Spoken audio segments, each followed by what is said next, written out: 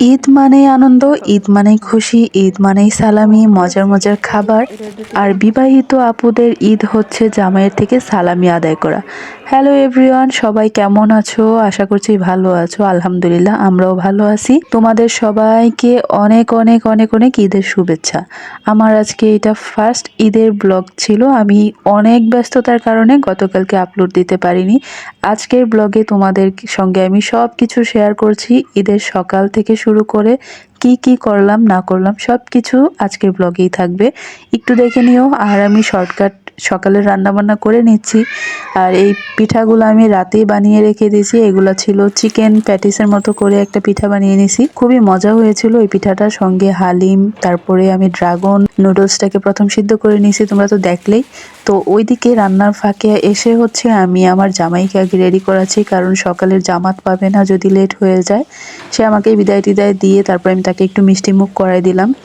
সে সকালে যদিও কিছু খেতে চায় না, তারপরে আমি ওকে জোর করে খাওয়ালাম। 1 চামচ সেমাই খেয়ে সে দৌড় দিছে, বলতেছে জামাত পাবো না, আমি চলে যাচ্ছি। ঈদ মোবারকটাও দিয়ে যায়নি, আমি এদিকে গাল ফুলিয়ে মানে তাকে বিদায় দিচ্ছিলাম। সে হচ্ছে একটু হেসে আমাকে বিদায় দিচ্ছে।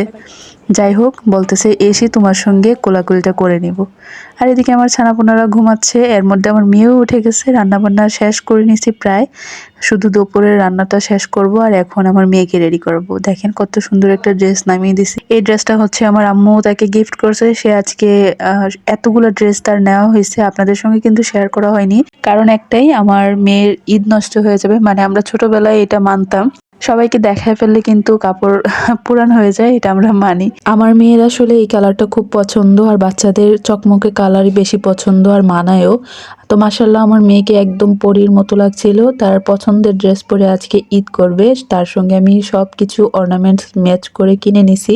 আমার আম্মা জান এদিকে রেডি। আমি প্রথমে আমার আম্মুকে সালামি দিলাম, তারপরে আমার বাবাকে রেডি করালাম, মানে আমার ছোট ছেলেকে রেডি করিয়ে দুইজনকেই সালামি দিয়ে তারপরে একটু খাওয়া দাওয়া করতে চলে আসছি। দেখেন আজকে কি রান্না করলাম। সবার প্রথমে তো সেমাই রান্না করেছি, তারপরে আমি চিকেন চাউমিন রান্না করে নিছিলাম। চাউমিনটা যে এত বেশি টেস্টি হয়েছিল, একেবারে রেস্টুরেন্টের মতোই। বাসার সবাই মোটামুটি খাওয়া দাওয়া করে নিছে, শুধু এবার আমি বাকি। তো আমি এখন একটু খাওয়া দাওয়া করব, তারপরে আবার সবার রিলেটিভসদের বাসায় যেতে হবে।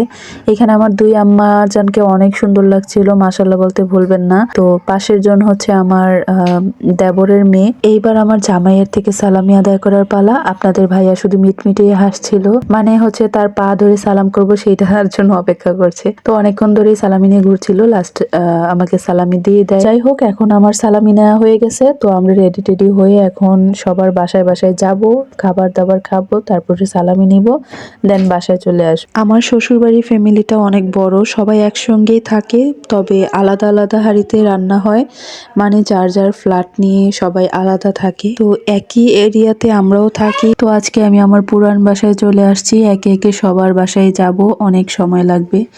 এখন হচ্ছে আমি আমার ছোট মামা শ্বশুরের বাসায় আসছি। আপনাদের ভাইয়া এদিকে তার কাজিনকে সালামি দিচ্ছে, তো আমি দূর থেকে একটু ভিডিও নিলাম। বাসাটা দেখেন খুব পরিপাটি। আমার মামি আসলে অনেক ভালো, মানে মামি শাশুড়িটা খুবই ভালো, খুবই অমায়িক একজন মানুষ, সবাই দোয়া করবেন। তো মামি অনেক জোরাজুরি করছিল যে খাবার খেয়ে যাও, কিছু একটা খেয়ে যাও। আমরা আসলে একদমই খাবার খাইনি, কিছুই খাইনি বলতে গেলে। মামি অনেক রাগ করলো। তারপরে দেখেন আমার ছেলেকে সালামি দিছে, বড় একটা নোট দিছে, সে নোটটাকে হাতে একদম, দেখেন আমি ভিডিও নিয়েছিলাম, দেখেন সে এক হাতে হচ্ছে টাকা ধরে, তারপরে আরেক হাত দিয়ে খুব ট্রাই করছে যে একা একা নামবে। তো আমি যখন একটু হেল্প করছি তখন সে সুন্দর করে নেমে আসছে। এসেও দেখেন হাতের মুঠ কিন্তু খুলছিল না। এবার যাচ্ছি আমাদের পুরান বাসায়, যেই বাসায় আমরা ছিলাম। তো সেই বাসায় এখন যাব, তারপর কিন্তু আরো অনেকের বাসায় যেতে হবে। এদিকে চলে আসছি আমাদের বাসায়। এই যে আমার ছেলে আসলে অনেক পছন্দ করছে এখানে এসে, তার পছন্দের সঙ্গী পেয়ে গেছে, সেই জন্য সে খুবই হ্যাপি। বিড়াল ছানাটাকে সে একবার কোলে নিচ্ছিল, একবার সে ঢিল দিচ্ছিল, একবার সে আদর করছিল, কি যে করবে মানে হুঁশ পাচ্ছে না। দেখেন তার মতোই একটা চঞ্চল বাচ্চা। এই বিড়ালটা যে খুব টলারেট করছে আমার ছেলেকে, এটাই অনেক। এবার যাচ্ছি আমার আরেক চাচা শ্বশুরের বাসায়। তো এই চাচা শ্বশুরের বাসায় আসলে কিছুদিন আগেই আমরা ইফতার পার্টি করেছিলাম, তো আপনারা নিশ্চয়ই ব্লগ ভিডিওতে দেখেছেনও। তো ওখান থেকে আবার বিদায় নিয়ে এখন আসছি হচ্ছে আমার ননাসের বাসায়, আমার মানে আমাদের সবার বড় ননাস। এইটা হচ্ছে আমার ননাসের ছোট মেয়ে। তো আমার ছেলে গিয়ে তার সঙ্গে পরিচয় হচ্ছিল, আর ও অনেক মিষ্টি একটা বাবু। কিছুদিন আগে একদম বাবুই ছিল, এখন দেখতে দেখতে মেয়ে মানুষ তো বড় হয়ে গেছে। আর এইটা হচ্ছে আমার ননাসের বড় মেয়ে। সে এত মজার কেক বানায়, বিশ্বাস করেন, ওর হাতের কেক যে না খাবে সেও খাবে। তো এখানে হচ্ছে খুবই স্পঞ্জি একটা ভ্যানিলা কেক ছিল, আমাদের জন্য সে বানাইছে। এখন ভরপুর খাবার দাবার খেয়ে ননাসের বাসায় থেকে বিদায় নিব।